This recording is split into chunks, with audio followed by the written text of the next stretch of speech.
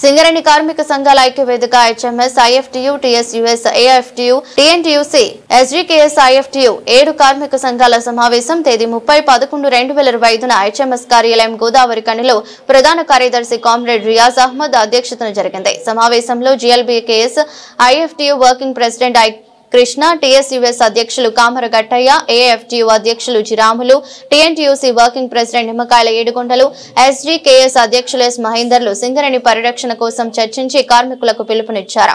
14/12/2025న Somajiguda press club లో కార్మిక సంఘాలు ఇతర మేధావులతో రౌండ్ టేబుల్ సమావేశం నిర్వహించడం జరిగింది.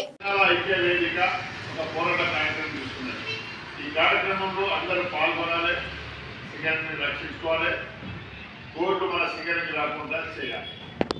రాష్ట్ర ప్రభుత్వం పైన బాధ్యత ఉంది. వెస్ట్ బెంగాల్, కేరళ ప్రభుత్వం, ఎన్డీఏ ప్రభుత్వం ఎటువంటి కోర్టు తీసుకొచ్చినా మేము అమలు చెయ్యము అని చెప్పడం జరిగింది. అదేవిధంగా ఇక్కడ తెలంగాణలో అన్ని కార్మిక సంఘాలు కలిసి ఆనాటి టీఆర్ఎస్ ప్రభుత్వం కార్మిక సంఘాలను తుంగలో తొక్కే ప్రయత్నం చేస్తే మేమందరం కలిసి ఆయన ఒడగొట్టినాం. టీఆర్ఎస్ ను కాంగ్రెస్ కి గెలిపించాం. కాంగ్రెస్ పూర్తి బాధ్యత ఉంది. అన్నింటికంటే ముందే కాంగ్రెస్ చెప్పవలసిన అవసరం ఉంది. ఎన్డీఏ ప్రభుత్వం తీసుకొచ్చిన, బీజేపీ తీసుకొచ్చిన కోర్టులను అమలు చేయను అని చెప్పేది ఉండే, ఇతరులకు చెప్పలే. దానికి అనుకూలంగా ఉన్న, దానికి అనుబంధంగా ఉన్న కార్మిక సంఘాలు ఏఐటీసీ కానీ, సిఐటి కానీ, ఐఎన్టీసీ కానీ నోరు విప్పడం లేదు. కనుక మేమందరం కలిసి విప్లవ కార్మిక సంఘాల హెచ్ఎంఎస్ కలిసి మేము పోరాటం చేస్తున్నాం. ఆ పోరాటంలో భాగస్వాములై ఈ హక్కులు సాధించేంత వరకు అందరూ కలిసి కట్టుగా పోరాడమని పిలుపునిస్తున్నాం. సింగరేణి గనులు ముఖ్యంగా బొగ్గు బావులు ఉంటేనే సింగరేణి కార్మికుల యొక్క బ్రతుకుంది. అలాంటి బొగ్గు బావులన్నీ కూడా ఇవాళ లేకుండా పోతున్నటువంటి పరిస్థితి. మనం ఏదైతే మన సంస్థ 4 బ్లాకులు గుర్తించిందో ఆ 4 బొగ్గు బ్లాకులు కూడా రాష్ట్ర ప్రభుత్వం కేంద్రంతో మాట్లాడి మన బ్లాకులు మనకే చెందేటట్టుగా ప్రయత్నం చేయాలి. వేరంలో పాల్గొనకూడదని చెప్పి ఒక డిమాండ్తో పాటు కార్మిక చట్టాలు గత 70 భారతావనంలో అమలు జరిగినటువంటి 29 చట్టాన్ని కొనసాగించాలి. మోడీ ప్రభుత్వం తీసుకొచ్చినటువంటి 4 లేబర్ కోడ్స్ను కూడా ఉపసంహరించుకోవాల్సినటువంటి పరిస్థితి కేంద్రం మీద ఉంది. అంతేకాకుండా సింగరేణిలో పేరుకుపోయినటువంటి, అమలుకు లోపుకోలేనటువంటి అనేక సమస్యలు ఇవాళ మెడికల్ బోర్డు కంటిన్యూ కాకపోవడం కానీ, మార్పేర్ల సమస్యలు పరిష్కరించకపోవడం కానీ, ఇతర అనేక సమస్యలతో ఈ కార్మికులు సతమతమవుతున్నారు. కనుక మొత్తం సింగరేణి బచావో, సింగరేణిని కాపాడుకోవడానికి 4 లేబర్ కోడ్స్ రద్దు చేసుకోవడం కోసం ఇవాళ డిసెంబర్ 14న మేము హైదరాబాద్లో కార్మిక సంఘాల రౌండ్ టేబుల్ సమావేశాన్ని నిర్వహిస్తున్నాం. అదేవిధంగా జనవరి 2 నుంచి సింగరేణి వ్యాప్తంగా గోరెట్లో ప్రారంభించి సత్తుపల్లి వరకు కూడా సింగరేణి బచావో పేరిట ఒక సింగరేణి పోరుగర్జను కొనసాగించాలని కూడా మా 7 కార్మిక సంఘాలు నిర్ణయించినాయి. కార్మికులు, కార్మిక సంఘాలు పూర్తిగా దీనికి మద్దతు తెలిపి సింగరేణి సంస్థను కాపాడుకోవడానికి, పరీక్షించుకోవడానికి సింగరేణి ప్రజలంతా కూడా 7 కార్మిక సంఘాలు తీసుకున్నటువంటి ఈ న్యాయమైన పోరాటాన్ని బలపరిచి దీన్ని ముందుకు తీసుకోవాల్సిందిగా మేము సింగరేణి కార్మిక వర్గానికి మా 7 కార్మిక సంఘాల తరఫున, సింగరేణి కార్మిక సంఘాల ఐక్యవేదిక తరఫున విజ్ఞప్తి చేస్తున్నాం.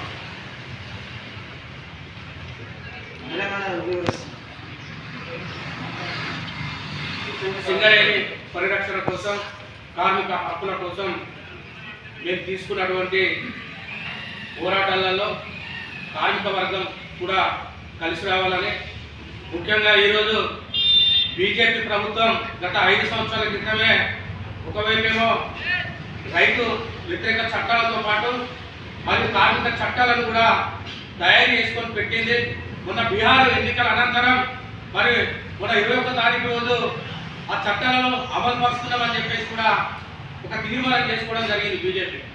ముఖ్యంగా ఈరోజు మరి తెలంగాణకు వస్తే మరి సింగరేణి సంస్థ తెలంగాణ రాష్ట్రంలో 51%, మరి కేంద్రానికి 40% ఉంది కాబట్టి, మరియు ఏదైనప్పుడు కూడా ఈ తెలంగాణ రాష్ట్రంలో అనుకూలత కేంద్రానికి సపోర్ట్ చేస్తేనే ఇక్కడ మరి సంపూర్ణంగా కూడా రేపు గనులు వేలపాట పోతుంది. కాబట్టి ఇప్పటికైనా రాష్ట్ర ప్రభుత్వం అసెంబ్లీలో తీర్మానం చేసి నేరుగా 130 సంవత్సరాల సింగరేణి చరిత్రలో అయితే ఏ విధంగానైతే మన గనులు మనకి కేటాయించిందో మరి ఇలాంటి వేలం పాట పోకుండా ఈ సింగరేణికి నూతన గనులు మరి నేరుగా మన సింగరేణి సంస్థకి అప్పచెప్పాలని దానికి రాష్ట్ర ప్రభుత్వం చొరవ చూపించి మరియు అసెంబ్లీలో తీర్మానం చేసి కేంద్రానికి పంపించాలని చెప్పేసి కూడా మరి సింగరేణి కార్మిక సంఘాల ఐక్యవేదిక నుండి మరి మేము మరి రాష్ట్ర ప్రభుత్వాన్ని కోరుకుంటున్నాం, మరి డిమాండ్ చేస్తున్నాం. ఎందుకంటే ప్రతి ఎన్నికలలో మీరు చెప్తున్నారు, మేము నమ్ముతున్నాం కార్మిక వర్గాన్ని, గత ప్రభుత్వ విధానాలే ఈ మరి కాంగ్రెస్ ప్రభుత్వం అవలంబిస్తున్నది కాబట్టి మీరు తప్పకుండా మరి అసెంబ్లీలో తీర్మానం చేసే బాధ్యత మీ మీద ఉందని చెప్పేసి కూడా ఈ సందర్భంగా తెలియజేస్తున్నాం. అంతేకాదు నూతన గనులు వస్తేనే రేపు సింగరేణి మరి కాపాడబడుతుంది, మరియు మరి ఉద్యోగాలు కూడా ఈరోజు మరి ఒకవైపు ఏమో మెడికల్ బోర్డు పేరిట మరి ఎంత ఈ 3-4 నెలల నుంచి చూస్తున్నాం, అసలు పిలవడం లేదు, పిలిచినా కానీ అనారోగ్యంతో సీరియస్ అనారోగ్యంతో ఉండాలని కూడా మరి మెడికల్ ట్రీట్మెంట్ ఉండాలని కూడా మెడికల్ బోర్డు చేయడం లేదు. కాబట్టి పాత పద్ధతిలోనే మెడికల్ బోర్డు కొనసాగించాలి. ఇలాంటి ఆంక్షలు ఇలాంటిది లేకుండానే, ఇలాంటి బోర్డులు లేకుండా గతంలోనే ఏ విధంగా అయితే మరి తన తండ్రి ఒక లెటర్ పెట్టుకుంటే మెడికల్ బోర్డు ఎక్కించిందో అదే రూపకంగా మెడికల్ బోర్డు కొనసాగించాలని అనేక సమస్యల మీద మరి మేము రేపు హెచ్ఎంఎస్, ఐఎఫ్2, తెలంగాణ సింగరేణి ఉద్యోగ సంఘం, ఏఎఫ్2, టీఎన్టీయూసీ, హెచ్సికేఎస్ మరి అన్ని కార్మిక సంఘాల ఒక పోరాట రూపాన్ని ఈరోజు మరి గోదావరిలో ఒక పోరాట రూపాన్ని మేము తీసుకున్నాం. రాబోయే రోజులలో మరి తప్పకుండా కార్మిక వర్గం దగ్గరికి పోయి కార్మిక అర్థం చేసి మరి భవిష్యత్తులో మరి సింగరేణి పరిరక్షణ కోసం మా కార్మిక సంఘాలు అన్నీ కూడా కలిసి పనిచేస్తాయని చెప్పేసి సందర్భంగా మరి తెలియజేస్తున్నాం.